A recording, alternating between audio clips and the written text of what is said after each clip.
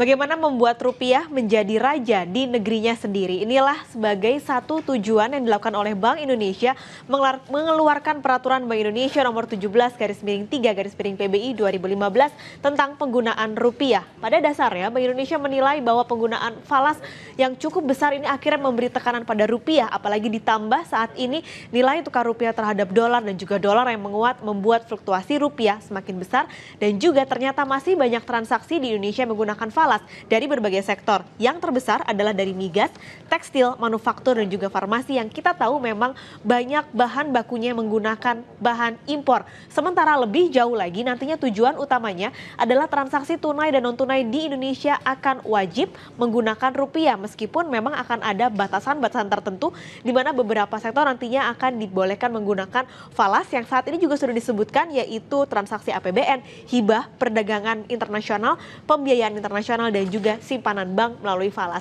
Kita lihat lebih jauh lagi sebenarnya berapa besar angka per bulan dari transaksi falas di Indonesia.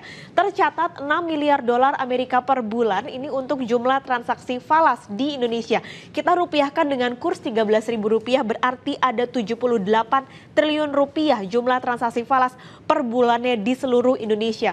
Belum lagi ada shadow demand atau permintaan falas yang tersembunyi yang sulit sekali deteksi membuat jumlah falas semakin banyak beredar di Indonesia.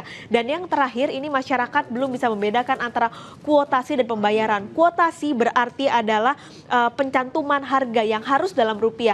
Kalau kita lihat seperti biasa di travel agent misalnya ada paket-paket pariwisata biasanya menggunakan pencantuman dolar. Nah ini harusnya bisa digunakan dalam bentuk rupiah. Itu adalah kuotasi yang sebenarnya masyarakat belum bisa membedakan antara kuotasi dan juga pembayaran. Apa sanksinya? Ada 3 sanksi besar yang diberikan di peraturan Bank Indonesia ini. Yang pertama, untuk transaksi tunai akan ada sanksi pidana kurungan 1 tahun penjara.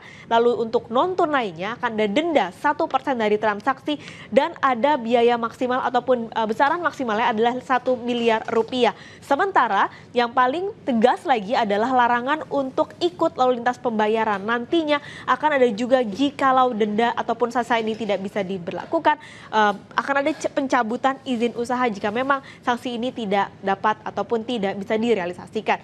Kita lihat lagi untuk pengeluaran kebijakan ini menjadi hal biasa bahwa ada muncul pro dan kontra. Pada akhirnya muncul masukan-masukan ataupun pendapat dari beberapa analis dan pengusaha dan juga pelaku usaha akan peraturan Bank Indonesia ini. Yang pertama, banyak yang menilai bahwa aturan ini tidak merinci batasan mana yang dilarang, mana yang tidak dilarang, sektor mana yang dilarang, sektor mana yang tidak dilarang. Lalu juga ada yang menyatakan bahwa tekanan rupiah sebenarnya lebih besar jauh di pasar falas atau pasar spot kita bisa katakan dibandingkan dengan transaksi yang menggunakan falas di perdagangan ataupun di berbagai transaksi di pasar Indonesia, di seluruh Indonesia.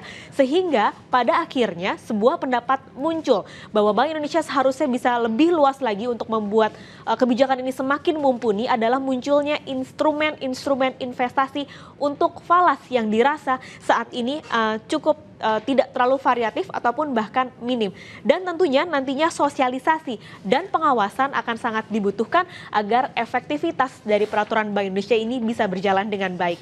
Ani.